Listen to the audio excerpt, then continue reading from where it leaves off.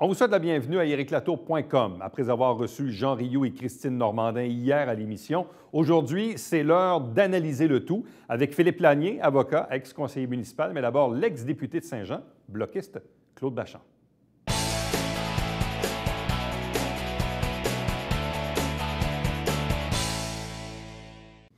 On a eu droit à une campagne électorale fédérale plutôt atypique, assez particulière pour plusieurs points de vue. Des résultats aussi dont on essaie encore aujourd'hui d'en tirer quelques leçons, quelques opinions avec nous pour faire le tour de la question. Il a été lui-même député à la Chambre des communes pendant 18 ans sous la bannière du Bloc québécois. C'est Claude Bachand. Bonsoir et bienvenue. Bonsoir, M. Latour. Le retour du Bloc à Saint-Jean, est-ce qu'on y croit? Ah, bien, j'y crois. Est-ce qu'on y a cru?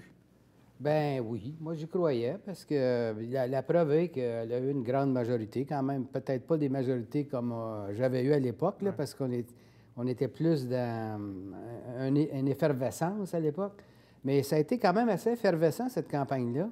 Puis moi je croyais que le candidat du Bloc québécois avait d'excellentes chances de gagner. Puis naturellement, bien, M. Blanchet a fait une grande différence là-dedans dans les discours. Alors, c'est pas surprenant pour moi qu'elle ait été élue presque avec 9000 voix de majorité. Là. Bon, en même temps, 2011, la vague orange, il y en a une gang qui débarque, dont vous. Oui. Après ça... Tout le monde débarque sauf 4. Oui, sauf 4.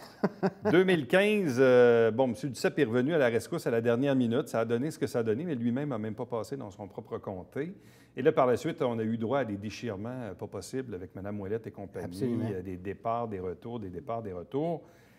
Honnêtement, il y a 2 ans ou il y a même 1 an, malgré toute la bonne foi de Yves-François Blanchet, pas grand monde qui aurait misé sur les chances du Bloc de voir élire 32 députés, là.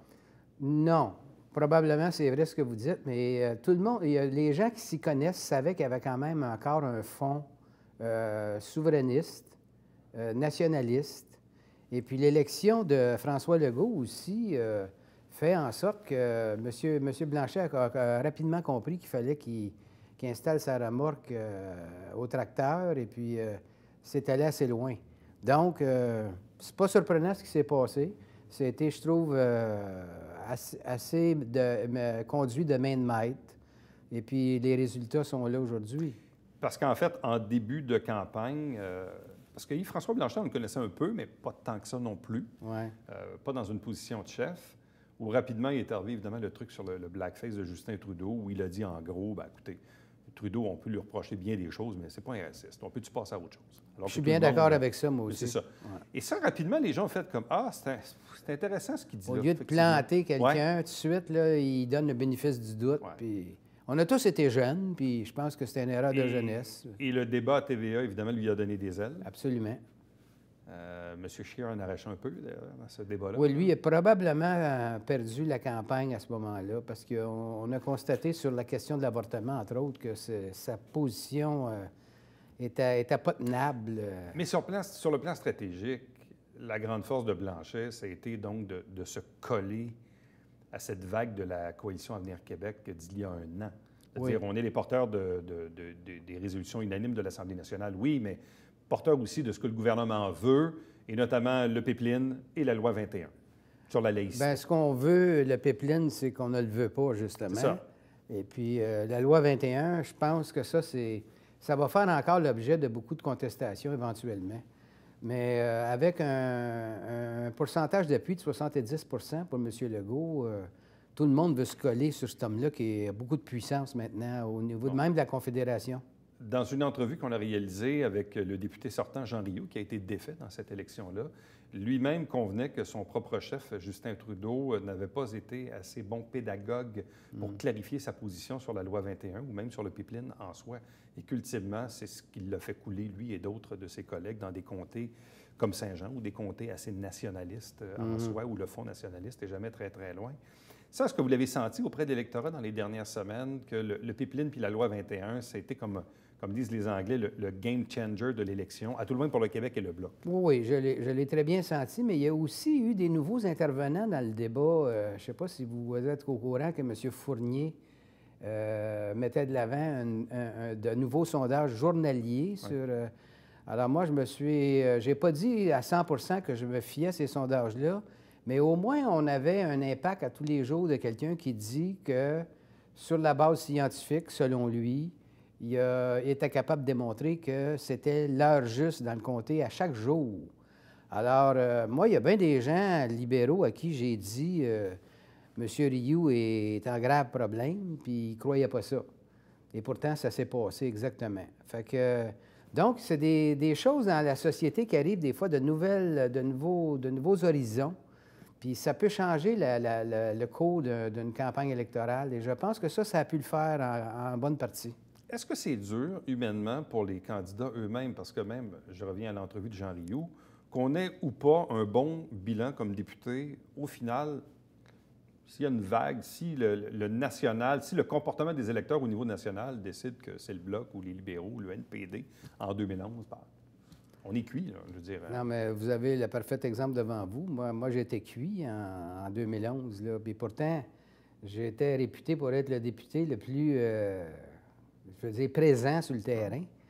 Alors, mais les voteurs québécois réagissent un peu comme ça. D'ailleurs, Laurier l'avait dit, les Québécois votent toujours par émotion, alors que le reste du Canada va voter par logique.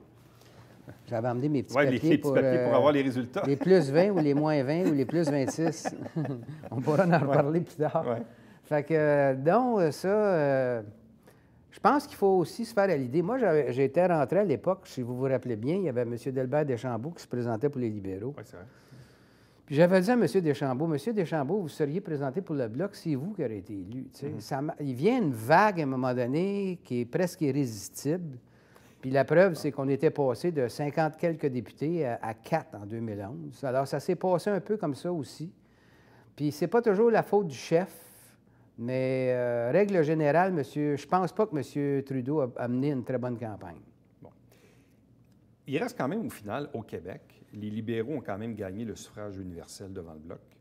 Et les libéraux ont quand même plus de sièges que le Bloc québécois au Québec. Oui. Donc, les libéraux ne se sont pas effondrés complètement au Québec. Non. Ils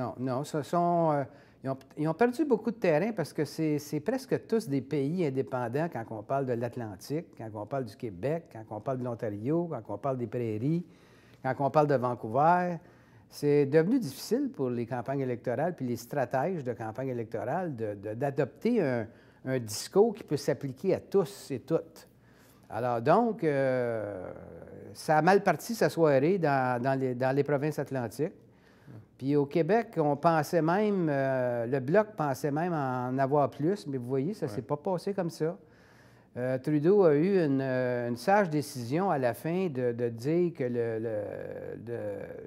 le NPD était pour faire gagner le Parti conservateur. Et puis, tous ceux qui étaient NPD, beaucoup d'entre eux ont traversé au Parti libéral. Il y avait peur à M. Scheer. Qu'est-ce qui reste du NPD au Québec? Parce qu'il y a eu la méga vague orange de 2011, puis Mulcair a quand même continué le travail un peu en 2015. Et là, on se retrouve en 2019 où il y a un seul représentant, c'est Alexandre Boulris, un gars de chez nous d'ailleurs, qui est dans Rosemont, la petite patrie à Montréal. Oui, puis je suis choqué après, moi. Ah oui, vous êtes pas en bon terme? Ça a été mon attaché de presse, moi, en 2000, à l'élection de 2000. Alors, je n'étais pas bien content quand que... Puis là, bien, pour compléter le tour de veste, il ne manquerait plus un qui puisse adhérer au cabinet de la coalition. Vous ne l'aimez vraiment pas. Bien, écoutez, je pense que c'est un pas qui serait très logique. Puis pour lui, je pense que c'est probablement ça qu'il espère au moment où on se parle. Bon, parce que même sa collègue Ruth Hélène Brosseau n'est pas passée là, dans Berthier-Masquinongé. Mais il reste quoi du NPD au Québec aujourd'hui? Plus rien? Bien, il reste... Même ici, dans le comté, on a eu une candidate poteau, là. Exactement. Presque, là. Non, ils n'ont pas de racines au Québec, puis ça n'a jamais réussi à s'enraciner. Mais comme je disais tantôt, Laurier disait qu'on votait par émotion. Bien, écoutez, en 2011, le monde sont tombés en amour avec Jack Layton. Ouais. Et c'est ça qui a été le tournant de la campagne. Bon, vous avez déjà vécu des gouvernements minoritaires à Ottawa. Oui. Là, comment vous voyez la lecture où on a un gouvernement libéral minoritaire fort, appuyé par un NPD à 25, 24, 25, mais qui était quand même passablement décimé. Des petites guerres internes peut-être à venir au Parti conservateur en vue d'une prochaine élection. Bref, le topo, vous le voyez comment sur le rapport de force du Bloc et d'un gouvernement minoritaire en ce moment? Bien, c'est une bonne question, mais Si on regarde le nombre de députés élus du PLC, c'est 157. Puis si on regarde le nombre de députés élus du NPD, c'est 24. Ça lui donne la majorité. C'est sûr. Et puis, pour connaître M. Trudeau, il serait, je pense, très, très mal à l'aise de travailler avec le Bloc québécois dans une coalition. Et nous, on aurait un examen à faire très sérieux pour dire, est-ce qu'on joint ça, là? On va, on va avoir des ministres de la couronne britannique, canadienne, au cabinet des ministres. Alors, pour l'instant, moi, je pense que ça va être probablement une coalition. Puis, je peux vous dire très certainement que les téléphones à Ottawa se sont fait aller aujourd'hui beaucoup. D'après moi, on est en train de voir si c'est possible avec le NPD. Il va y avoir une négociation sur qui rentre au Conseil des ministres. Et puis... Pensez vraiment une coalition et non pas juste une collaboration circonstancielle sur certains enjeux? Non, je pense qu'ils vont exiger des postes de décision majeurs comme étant ministre. Mais combien, ça, c'est une autre chose, puis c'est M. Trudeau qui va décider du nombre. Okay. Mais je pense que c'est fort plausible que ça se passe comme ça, oui. Que pensez-vous de la nouvelle mouture du Bloc québécois, les 32 qui sont là aujourd'hui? Il y en a que vous connaissez là-dedans, il y en a qui sont revenus, etc. Bref, même Louis Plamondon, qui est là depuis 84. Notre doyen, oui. Le doyen de la Chambre des communes. Mais qu'est-ce que vous pensez de la nouvelle mouture des 32 du Bloc? Bien, je suis très heureux. Par contre, comme je dis souvent aussi, je trouve qu'il y a vraiment un élan vers la jeunesse. Est-ce que c'est normal? Je dis que oui. Mais pour moi, une composition d'une députation, il faut qu'il y ait de tout le monde là-dedans. Il faut que... Je suis en faveur d'une parité homme-femme. Ça, c'est toujours difficile. C'est moins difficile au cabinet des ministres parce que là, c'est le premier ministre qui décide, mais là, c'est la population qui décide. Puis après ça, bien, écoutez, on donne l'emphase à la jeunesse, puis c'est pas mauvais. Que pensez-vous de notre nouvelle députée ici à Saint-Jean? Bien, je l'ai félicité dans mon Facebook aujourd'hui. Même j'ai eu bien de la misère avec les chiffres parce que quand j'ai voulu tout intégrer ça a mal fusionné, je dirais, là. Mais moi, je pense que c'est une bonne députée. Elle a mené une bonne campagne. Puis, je lui offre ma coopération. Si elle m'entend, là, si elle veut avoir des conseils ou quoi que ce soit, ça va me faire plaisir d'apporter ma contribution. Je ne l'ai pas faite pendant la campagne, ou très peu, parce que je considère que comme un ancien avec 18 ans d'expérience, on aurait dû au moins nous donner un téléphone de courtoisie. Tu sais, mais... Puis ça, ça ne s'est pas fait. Là. Puis c'est bien des places que ça ne s'est pas fait non plus. Par contre, je revois de mes anciens collègues qui ont été réélus, qui ont été élus au Bloc québécois. Il y en a qui étaient partis au Parti québécois, qui sont revenus. Je parle de notre ami de Verchères, Bergeron. Alors donc, je pense qu'au moment où on se parle, c'est un bon mix, la députation du Bloc québécois.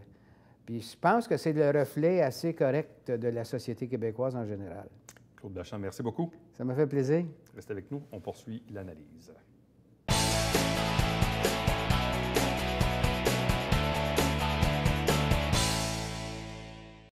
Mesdames et messieurs, bonjour et bienvenue à la Justice entre nous. Mon nom est Serge.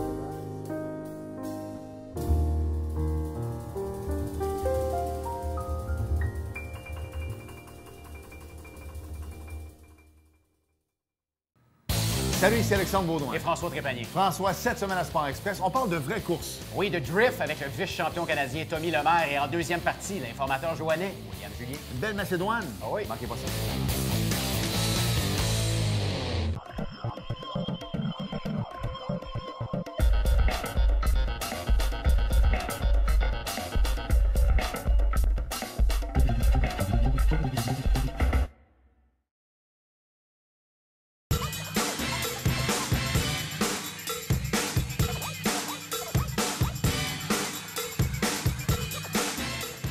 Dimanche, 9h30, Télé Bingo, on vous attend.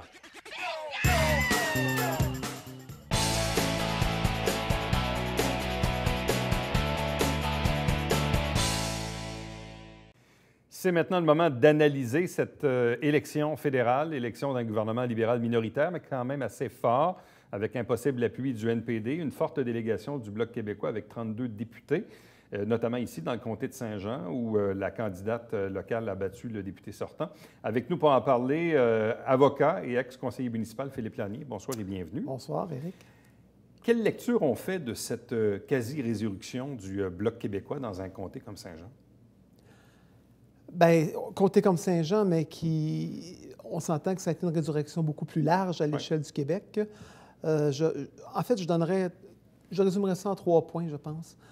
Excellente performance du chef Yves-François Blanchette pendant la campagne électorale, donc qui a produit ses fruits. Perte de sensibilité du gouvernement libéral, de M. Trudeau, avec les préoccupations des Québécois au niveau identitaire notamment. Je pense que le projet de loi 21, je pense que les Québécois ont senti que ce gouvernement-là n'était pas en phase avec je dirais peut-être le néo-nationalisme incarné par la CAQ. Et 3e point, incapacité des autres partis d'opposition à canaliser cette opposition-là au gouvernement Trudeau. Par exemple, les conservateurs, le NPD qui se sont ni plus ni moins qu'écrasés, le Parti vert qui n'a pas été chercher les appuis qu'il aurait pu aller chercher. L'opposition s'est canalisée vers le Bloc québécois avec les résultats qu'on a vus hier soir ou lundi. Bon, en fait, ça résume bien dans la mesure où il y a un gouvernement qui a un mandat d'usure, mais ce qui n'est pas énorme, avec une bonne performance. Le pays va bien économiquement. Mais l'enjeu du pipeline, le pipeline Trans Mountain, la loi 21, où les gens sentaient au Québec qu'il y avait un risque peut-être que les libéraux contestent cette loi-là. On dirait que ça a joué beaucoup dans la fibre nationaliste du Québécois qui fait basculer justement là, les élections d'une élection à l'autre, qui se dit non, on ne prendra pas la chance que peut-être qu'on va voter bloc. Par exemple, la Coalition des Québec est au pouvoir depuis 1 an. On peut dire est encore en lune de miel avec les Québécois. Le premier ministre Legault est encore très populaire. Au début de la campagne, il formule 4 demandes, 4 préoccupations pour le Québec. Ne pas contester la loi 21, appliquer la loi 101 aux entreprises fédérales, plus de pouvoir pour contrôler l'immigration. Et le 4e pouvoir qui était aussi sur... la 4e demande était sur la langue, là aussi. Le gouvernement, Justin Trudeau, en partant, refuse ces 4 demandes-là. Il refuse de s'engager sur la loi 21 en disant de façon à peine voilée qu'il va la contester. Alors, je pense que le contact s'est perdu là. Plus au premier débat à TVA, où là, M. Blanchet s'est démarqué. Oui, puis M. Scheer s'est enfargé sur les questions de l'avortement. Les questions de l'avortement. Et du mariage gay, là, ce qui est visiblement les questions sociales. Qui, selon moi, oui, non, allez-y. Je pense que le Parti conservateur, tant qu'il n'aura pas un chef capable de mettre de côté ces questions sociales-là, le mariage gay, l'avortement, de dire que ce sont des questions qui sont réglées au Canada, je crois que ce parti-là va avoir beaucoup de difficultés à émerger en Ontario, au Québec, dans les villes-centres. Et M. Scheer, au premier débat, a trébuché sur cette question-là en partant, en tentant de cacher ni plus ni moins son opinion personnelle, qui a été obligé de donner le lendemain, rappelez-vous. Alors, je pense que sa campagne s'est jouée là beaucoup. Est-ce que c'est trop fort si on dit que comme on dit en anglais, le game changer, vraiment l'élément là, qui fait basculer le tout, c'est François Legault, dans le fond? Quand on regarde le résultat de l'élection et la résurrection du Bloc au Québec, ça se résume à peu près à ce que tu viens de dire, c'est-à-dire les conditions évoquées par François Legault. Il a un peu forcé le jeu. Il force le jeu. Il met sur la table 4 demandes très minimales. Ouais. Si on regarde, rappelez-vous, à l'époque, c'était un peu plus vieux, là, au lac Meach, là, où M. Bourassa avait mis 5 conditions qui étaient minimales pour permettre au Québec de signer la Constitution et d'adhérer dans l'honneur et l'enthousiasme au Canada. On est beaucoup en bas de ça dans ce que M. Legault demande. Là. Il demande de ne pas contester une loi. En même temps, est-ce que François Legault aurait préféré un gouvernement conservateur minoritaire où le Bloc aurait eu la réelle balance du pouvoir? Parce que là, dans les faits aujourd'hui, c'est le NPD qui est amoché, mais c'est le NPD qui a la balance du pouvoir. Je pense que M. Legault ne le dira pas. D'ailleurs, il y a eu des entrevues après l'élection dans la presse. Il ne l'a pas dit, mais moi, je crois que oui. Parce que là, il se retrouve un peu, comme tu le dis, le NPD, qui n'a pas vraiment de sensibilité nationaliste québécoise, bien au contraire. Et en plus, il y a à peu près plus de représentation au Québec, sauf M. Boulris, et Justin Trudeau, qui sont deux partis qui ne sont pas en phase avec les demandes du Québec. Je ne crois pas que M. Legault doit être très heureux du résultat de l'élection. Bon. Ici, localement, ce qu'on entendait, c'est 2-3 choses. La première, le député Rio avait quand même un bon bilan de député. Mais en même temps, sa candidate, son adversaire bloquiste, Christine Normandin, une avocate, une dame assez solide, qui a été d'ailleurs réquisitionnée plus souvent qu'à son tour dans les entrevues dans les médias nationaux, LCN et RDI. Même un Martin Thibert qui représentait le Parti conservateur, qui est un maire de Saint-Sébastien, mais qui visiblement était sous une bannière qui n'était pas très favorable au Québec. Mais il y a quand même eu ici, localement, une vraie campagne électorale. Il y a eu une vraie campagne électorale. On ne peut pas nier que M. Rioux a travaillé très fort. Moi, je connais des gens dans son entourage et les fins de semaine, je sais qu'il faisait le tour des municipalités rurales du comté. Mais ce que vous dites, M. Thibert, qui était connu aussi pour les conservateurs et qui s'effondre avec 10 du vote, ça vient, puis une excellente candidate du Bloc aussi, qu'on n'a pas fini, je pense, de voir à l'avant-scène. Ça revient à dire que l'importance du candidat local dans ces élections fédérales ou provinciales, elle est très minime. Les gens votent pour la tête, votent pour le chef du parti. Et souvent, ils ne connaissent pas les candidats locaux. Et ce n'est pas la première fois que ça arrive. M. Turcotte, l'an passé, aux provinces, qui avait travaillé très fort, Dave Turcotte, dans son comté, a passé dans la vague. M. Charbonneau, plusieurs années auparavant. Même d'autres députés. Moi, j'ai été conseiller municipal pendant 15 ans. J'en ai côtoyé des députés, que ce soit Jean-Pierre Paquin, qui était présent dans les brunchs, dans les activités, qui étaient près de leurs gens, un bon mais qui ou un perdent leurs mauvais élections. bilan de député, au final, s'il y a une vague, il y a une vague. Non, je dirais peut-être pas ça directement comme ça, mais ça ressemble. En fait, c'est que je pense qu'un bon bilan peut permettre, un député qui a travaillé fort va résister jusqu'à un certain point à une vague. Dans une élection serrée. Dans une élection serrée. Mais si là, la c'est pas vague... serré, là. Dave Turcotte, en 2014, avait contré la vague de la CAQ. Hein? Mais l'an dernier, il en a été incapable. La vague était beaucoup trop forte. Puis Jean Rioux, je pense, n'a eu aucune chance de résister à ce qui est arrivé lundi. C'est quand même près de 9 000 voix de majorité. C'est du 45 versus 31 C'est une grosse marge. C'est une très grosse victoire. Mais rappelons-nous, c'est un comté aussi qui a des racines bloquistes. M. Bachand était député ici pendant 17-18 ans. Le Parti québécois, à l'époque, M. Turcotte a représenté le comté pendant 3 mandats. Alors, il y a un terrain qui est quand même fertile, là. À quoi ressemblaient les organisations en place? Parce que Jean Rioux nous disait hier quand même plus de 200 bénévoles, avec quand même une organisation très solide. On a vu Mme Normandin être accompagnée de Dave Turcotte, l'ex-député provincial, durant tout au long de la campagne. M. Turcotte a toujours été réputé aussi pour avoir une organisation assez solide. Donc, visiblement, elle a dû en bénéficier.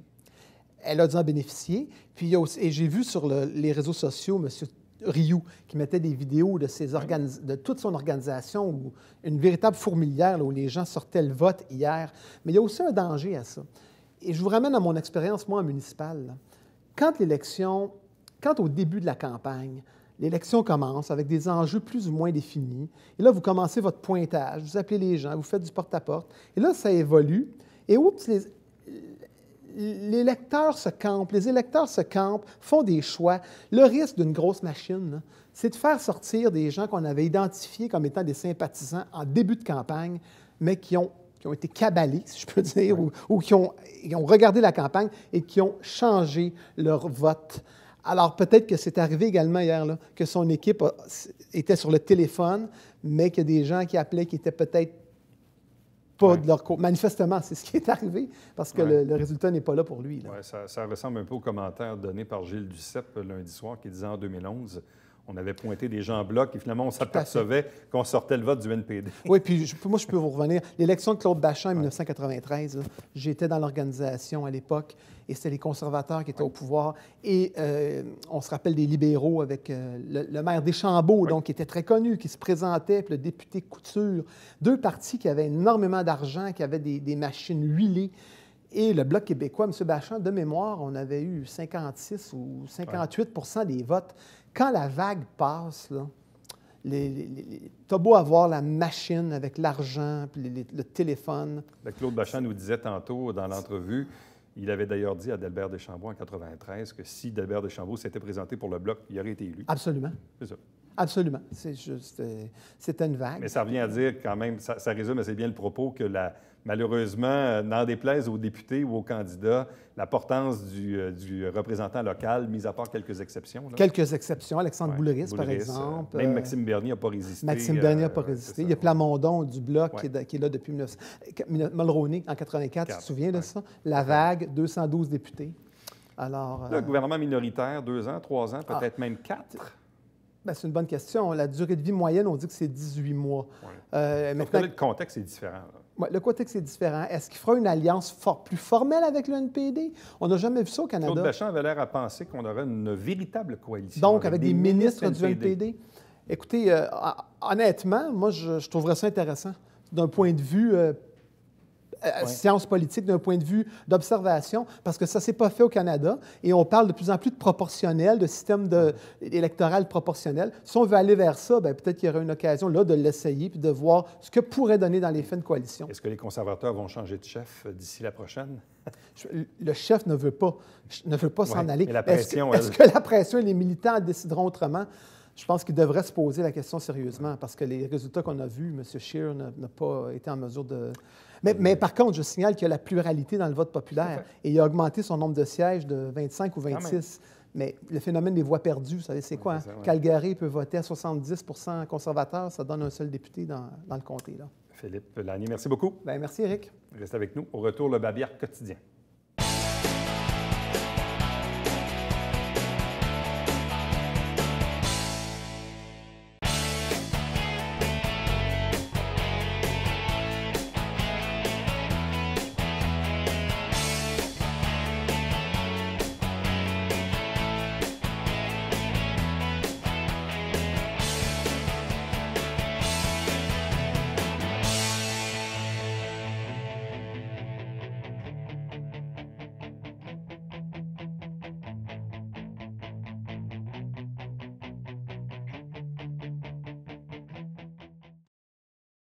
Un nouvel endroit à découvrir pour se promener en pleine nature, c'est l'inauguration du parc des Parulines, à la limite du domaine de la Canadienne à l'Acadie et du secteur NDL, la continuité de la rue Saint-Jacques. Donc, bref, allez faire un tour, c'est tout nouveau.